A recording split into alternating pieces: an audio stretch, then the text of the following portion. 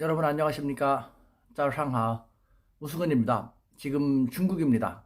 네, 어제 중국에 왔는데 또 불행히도 중국 군용기가 우리 한국의 방공 식별구역을 또 들락날락거렸죠. 카디즈를 자기들 멋대로 들락날락거려가지고 지금 한중 관계 좋게 하기 위해서 제가 이렇게 중국에 와 있는데 이게 뭐냐 도대체 어떻게 된 거냐라는 우리 구독자분들의 좀 비난이랄까 중국에 대한 그 다음에 카드지가 뭔지 좀 더 알고 싶다라고 말씀하시는 분들도 계셔가지고 이 새벽에 눈이 일찍 떠져서 여러분들에게 간단히 말씀을 드리려고 합니다. 먼저 방공식별구역이 무엇인지 먼저 간단히 말씀드리면 짜잔 아날로그 나옵니다. 호텔방에 있는 A4용지 이면지를 갖다 이렇게 했습니다. ADIZ 해서 Air Defense Identification Zone 해갖고 방공 식별구역이라고 하는데요. AIDA. 그 다음에 각국은 앞에다가 자국의 이니셜, 첫 번째 이니셜을 넣어가지고 코리아니까 카디즈, 한국 방공식별구역. 그 다음에 재팬이죠. 자디즈, 일본 방공식별구역. 차이나, 차디즈, 중국 방공식별구역. 이런 식으로 사용하고 있습니다. 근데 라디즈는 뭘까요? 러시아죠. 러시아. 라디즈는 없습니다. 왜 그러냐? 러시아는요, 이 방공식별구역이라는 것은 미국이 처음 만들었거든요. 좀 이따 다시 설명하겠습니다만, 미국이 지 멋대로 만든 것을 우리가 지킬 필요가 뭐 있어? 미국 제도인데 해가지고, 러시아는 방공식별구역을요, 무시하고 다녀요. 전 세계에 있는 방공식별구역을 그냥 다 어기고 자기들 멋대로 왔다 갔다 하고 있는 그런 무례함? 러시아답죠? 뭘 보이고 있습니다. 이것이 방공식별구역인데요. 자, 이 방공식별구역을 그러면은 왜 만들었는가? 방공식별구역은요, 각국의 영공의 침입을 방지하기 위해서 영공 앞에다가 설정한 그런 지역입니다. 다시 한번, 각국의 영공 침입을 방지하기 위해서 영공 앞에다가 설정한 지역을 말합니다. 결국 방공식별구역은 영공이 아닙니다. 국제공역입니다. 그렇기 때문에 비행 금지 권한이 없습니다. 국제법적인 근거도 없고요. 실제로 이것은 현재 약 30여 개 정도의 국가밖에 채택하지 않고 있습니다. 맨 처음에 이것을 시작한 것은 미국입니다. 미국이 1941년 진주만 공습을 당했지 않습니까? 그때부터 방공의 중요성을 인식하게 됐거든요. 그러다가 1950년 우리 한국전쟁을 계기로 1950년 12월에 북미 방공 식별구역을 최초로 설정을 했습니다. 그것이 효시인데요. 그 이후로 현재까지 약 28개국, 그러니까 30개국가도 안 되는 나라만이 채택하고 있고, 말씀드린 것처럼 러시아 같은 경우는 미국이 자기들 멋대로 설정한 것인데 우리가 왜 지킬 필요가 뭐 있어? 국제법적인 근거도 없고 라는 식으로 해서 자기들 멋대로 왔다 갔다 합니다. 이번에 그 러시아 군용기하고 중국 군용기가 함께 우리 카디즈하고 자디즈를 침범했지 않습니까? 그러니까 자기들의 입장에서는, 러시아 입장에서는 국제법적인 근거도 없고 자기들이 인정하지 않으니까 무슨 상관이야 하면서 자기들 멋대로 왔다 갔다 할 수 있다라는 식으로 얘기하는 것이고, 중국은 그래도 자기들도 자디즈를 운영하고 있지 않습니까? 차디즈를 운영하고 있지 않습니까?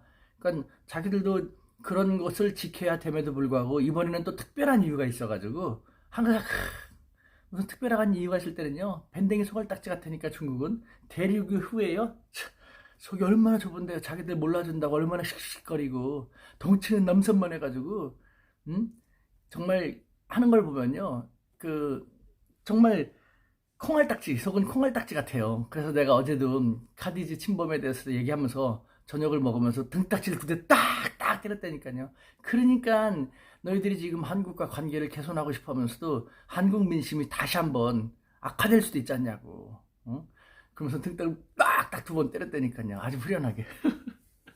자, 이제 다시 이렇게 정리하면요, 우발적인 충돌을 방지하기 위해서, 뭐 특히 배는 좀 늦으니까 괜찮습니다만 항공기 같은 경우, 뭐 전투기 같은 것은 마하 1 이상으로 막 다니죠. 그러니까 순식간에 다른 나라의 영공에 들어갈 수가 있게 되거든요. 그것을 방지하기 위해서 그 앞에다 설정한 것이 방공식별구역.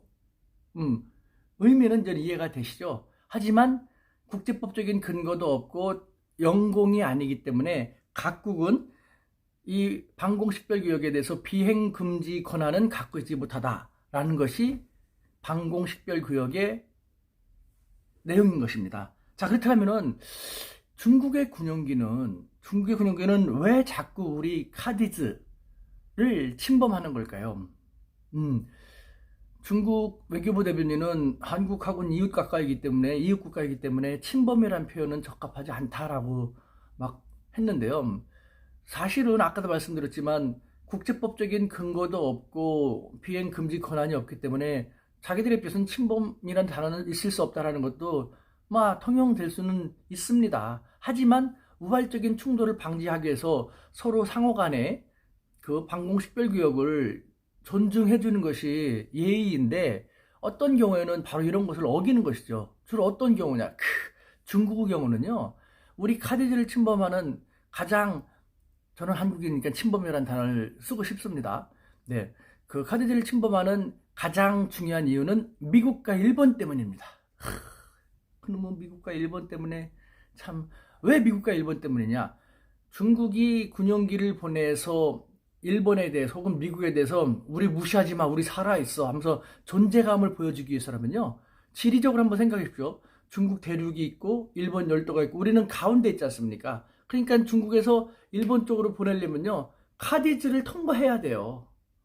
최단 기간에 그 가장 빠르게 일본 자디즈를 가기 위해서라면 카디즈를 반드시 통과해야 되기 때문에 어쩔 수 없이 그렇게 되는 경우가 적지 않은 것이죠. 특히 중국은 일본과 센카쿠쇼도, 중국말로는 따위따오, 그 영토 분쟁을 벌이고 있지 않습니까?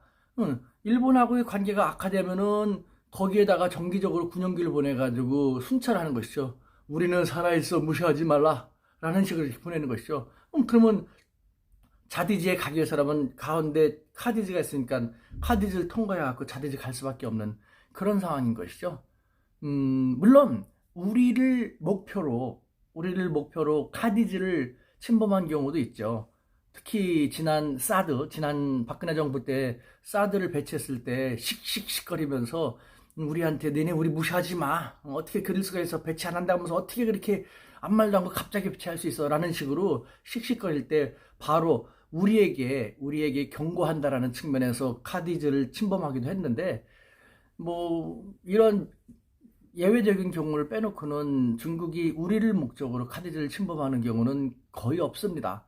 주로 미국입니다. 미국이 중국이 구단선이라고 자기들이 영해를 주장하는 남해 지역 있지 않습니까? 남해 지역에 대해서 미국이 자기들이 영해라고 주장하는 그것까지 미국이 여기는 국제공역이 하면서 들어오니까 그것을 방지하기 위해서 그렇게 하면 안 돼. 특히 한중일 3국은요. 이어도를 중심으로 카디즈, 자디즈, 차디즈가 중첩되어 있어요. 서로 중첩되어 있어서 서로 자기들의 그 방공식별구역이라고 하고 있기 때문에 그만큼 이웃이기 때문에 따닥따닥 붙어있기 때문에 그렇게 될 수밖에 없는 것이죠.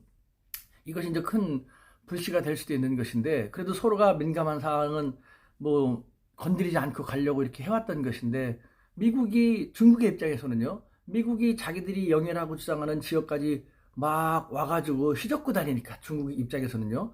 우리는 우리 걸 지켜야 돼. 너네들 그러면 안 돼. 그리고 또 미국에 대해서 일본은 철석같이 동조하니까 미국과 일본을 겨냥해서 자디즈에 가가지고 자기들의 힘을 과시하고 경고를 하고 하는 그런 의미가 강한 것이죠. 특히 요번 같은 경우도요. 왜 그러면은 또 카디즈를 침범했냐? 이번에도 마찬가지입니다. 미국에 대한 경고가 가장 큰 것이죠. 왜 그렇습니까? 지금 미국이 한국과 일본에 대해서도 중동 지역의 호르무즈 해협에다가 그 군사력을 어떤 형식이든지 군사력을 파견하게끔 요청하고 있지 않습니까? 그런데 지금 중국의 입장에서는 중동 지역에 이란이 지금 미국하고 상당히 사이가 안 좋지 않습니까? 이란이 단순한 이란이 아니거든요. 중동 지역에서 중국의 핵심적인 국가나 마찬가지거든요. 특히 이란에서 중국이 석유를 가장 많이 수입하고 있습니다. 그런데 그 이란을 미국이 괴롭히고 있고 이란에 대해서 어떻게 공습을 하려고 하기도 하고 있고 또 미국은 그를 위해서 동맹이라고 불리는 많은 나라들의 협조를 구해가지고 함께 참가하기를 원하고 있지 않습니까? 근데 중국의 입장에서는 그거는 막아야 되는 것이죠. 그렇기 때문에 미국이 요번에 한국과 일본에 와갖고 호르무즈 해협에 대해서 뭐 말로는 뭐 원유선이 안전하게 통과하기 위해서 함께 동맹국들도 군사력을 파견을 해갖고 지켜야 된다라고 하지만 중국의 입장에서는 이란을 겨냥한 것이다. 동맹력을 결집하려고 하는 것이다. 라고 해석하는 것이고 그 차원에서 요번에 볼턴도 한국과 일본에 왔기 때문에 중국은 다시 한번 미국에 대해서 너희들 멋대로 하지 마라는 걸 보여주는 것이고 불편한 심기를 보여주는 것이죠. 그리고 한국과 일본에 대해서도 경고하는 것이죠. 너희들 함부로 그런데 군사력 분에서 참가하지 마. 이란 함부로 그렇게 생각하지 마. 공습하는데 함부로 뛰어들지 마. 라는 것을 보여주기 위해서 특히 중국 힘 하나만은 부족하니까 러시아하고 지금 관계가 되게 좋지 않습니까? 러시아 군용기와 함께 그 경고 비행을 무력시 형식으로 하게 된 것이죠. 근데 러시아 같은 경우는 말씀드렸지만 방공 식별 구역을 아예 인정하지 않으니까 언제든지 올 수 있고 중국은 자기들하고 함께 러시아와 함께 나름으로서 좀 더 강력한 경고를 보낸다는 그런 의미가 있는 것이죠. 참고로 중국은 이번에 카디즈, 자디즈를 침범했습니다만 러시아 군용기는 우리 독도, 우리 영공까지 들어왔지 않습니까? 그래서 우리 군이 효과적으로 잘 대처를 했는데 중국은 겁이 많아서 그런 건 못하죠. 러시아는 그야말로 무대포인데 중국은 러시아 군용기와 같이 움직였지만 그 독도 영공 침범에는 중국은 가담하지 않고 돌아갔지 않습니까? 그러니까 중국은 그런 것을 의식을 하고 있다는 것이죠. 어쨌든 이번에 중국 군용기가 카디즈를 침범한 이유는 바로 이와 같은 것이고 미국과 일본하고의 관계가 나빠지면 나빠질수록 무슨 일이 생기면 생길수록 불편한 심기를 그런 식으로도 보이고 있다. 우리는 중간에 있어서 애꿎은 피해를 보고 있는 것이다. 참 뭐 나쁜 그러면 안 되는데라는 생각이 들면서도 중국의 입장을 서보면은 아휴 그럴 수도 있을 것 같다는 느낌이 들기도 하고요. 확실한 것은 국제사회는 영원한 우방도 영원한 적국도 없습니다. 그렇죠? 영원한 자국의 국익밖에 없다라는 것이죠. 자국의 국익을 위해서라면은 어제의 적이 오늘의 동지가 될 수 있고 어제의 동지가 오늘의 적이 될 수 있는 것이 국제사회입니다. 누굴 믿습니까? 자강 스스로 힘을 키울 수밖에 없는 것이죠. 우리는 스스로 우리의 힘을 부단히 키워나가야 된다는 것을 다시 한번 느끼는 그런 계기로 삼았으면 좋겠습니다. 오늘은 이것으로 마치겠습니다. 짜이젠 사요나라.